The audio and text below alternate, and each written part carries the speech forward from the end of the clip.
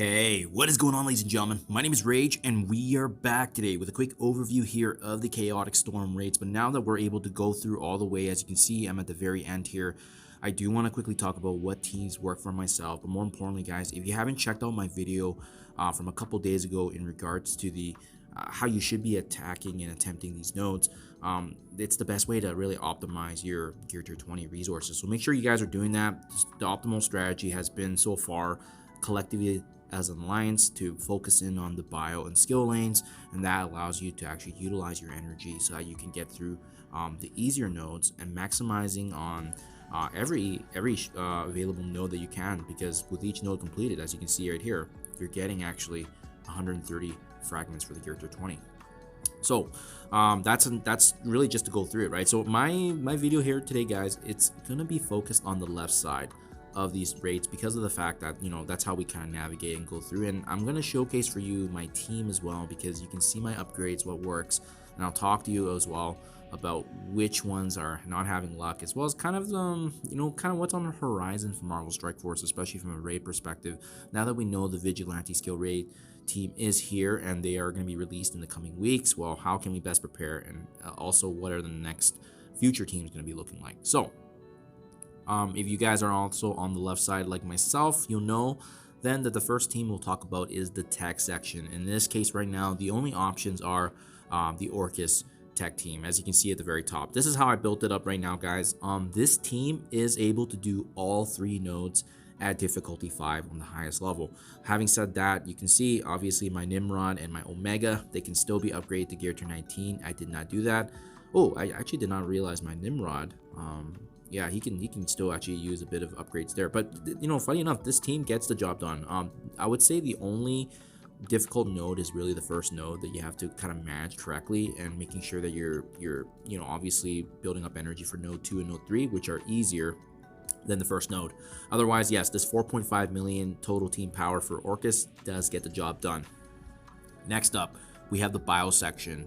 The bio section, really the only options you have is basically hive mind, but the better version of this team is actually making sure that you slot in Super Scroll. And yes, I can do all 3 nodes, but the caveat on this one is the fact that you actually do need some sacrifices. You need some sack teams. So what I typically do is I throw in a sack team, because the enemy Shadow King usually unloads an ability or 2 on your team. So unfortunately, Hive Mind is just not where they are at right now in terms of being able to do it themselves completely from start to finish. You need some sacks, hence why we've done it from an alliance perspective, making sure that your alliance mates are maybe throwing in a sack for each node attempt, because it basically costs a minimum of 5 to 6 attacks to get through the entire battle section. So that's why it makes sense to dogpile and combine into one single lane. So again, the better version of this team is with Super Scroll, because he gives this team a definitive edge. But you can definitely get it done with Hive Mind, but you'll likely need to have higher upgrades. As you can see for myself, even with my final polished team, I only have my red Goblin as well as Super Scroll being Gear Tier 19, everybody else being at Gear Tier 18. So it's allowed me to save some resources there, and I believe most of my characters are only level 95 or not even level 100. So yeah, you can see in the team power. But yeah, this gets the job done, guys. This is min-maxing it. Next up, we have the Mystic section.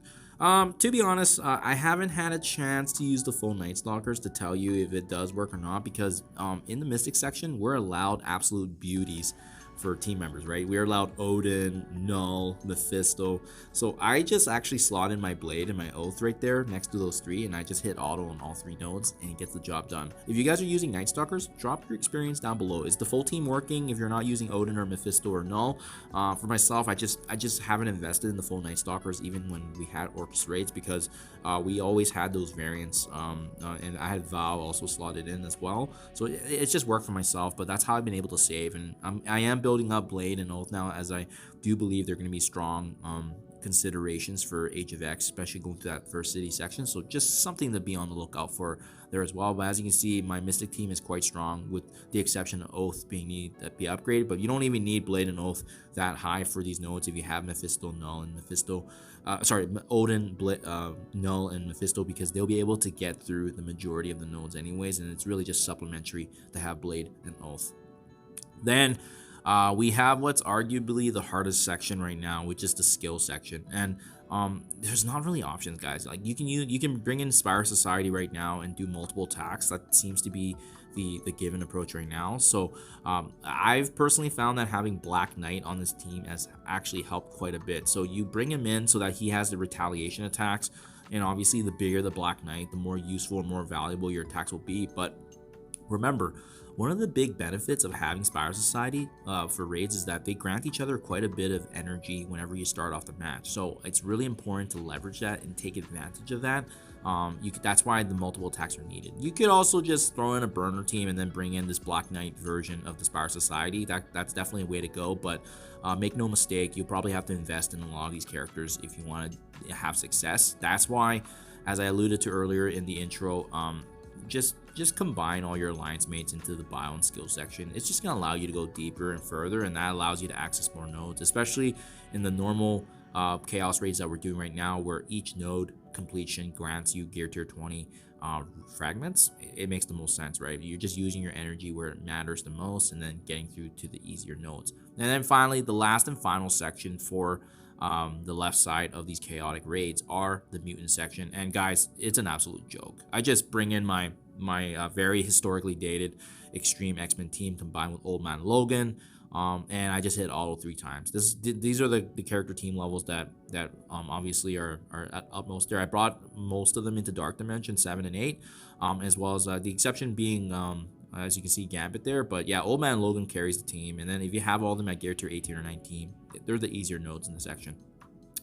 Looking on to the future though, guys, we know Vigilante is going to be replacing the skill raids, but the next issue that we see already is going to be really the lack of productivity and value that we're getting now from Hive Mind. So this is the team that I would caution you guys on right now on building, and this is kind of how I felt with Orcus raids as well. That's why 4 out of the 5 members here are only gear tier 4 out of the 5 members are not gear tier 19, as you see with my Red Goblin. So it's for that reason, right? We anticipate that Bio Raid team is going to be next following skill because of the difficulty that we're seeing and experiencing right now. So I would caution you guys to combine your alliance mates into one lane for this if you want to be efficient. Use the sacks as I recommended, because that's in the meantime is what's going to work and help us maximize gear tier 20, guys. So there you have it. These are all the team levels. These are all the teams that are helping me get through on the final and hardest difficulty of the chaotic raids. And like I said, as shown earlier, we can get through it all the way to the very end. It's just now a matter of coordinating with your alliance mates and making sure that they're following with the overall strategy. And yeah, there you guys have it. So this is gonna hopefully be able to allow us to also gain 70% into the Omega Chaos raids later on. But at least for the meantime, we're just capitalizing on more gear tier 20 until consistency is landing here for us as a whole. Do let me know what you guys think in comments below. If you're a fan or not a fan, what upgrades have you done? What has worked for your guys' strategy overall? Have you been able to push through different versions? I'm eager to hear it back. Thank you for your time as always, and I'll catch you guys in the next one.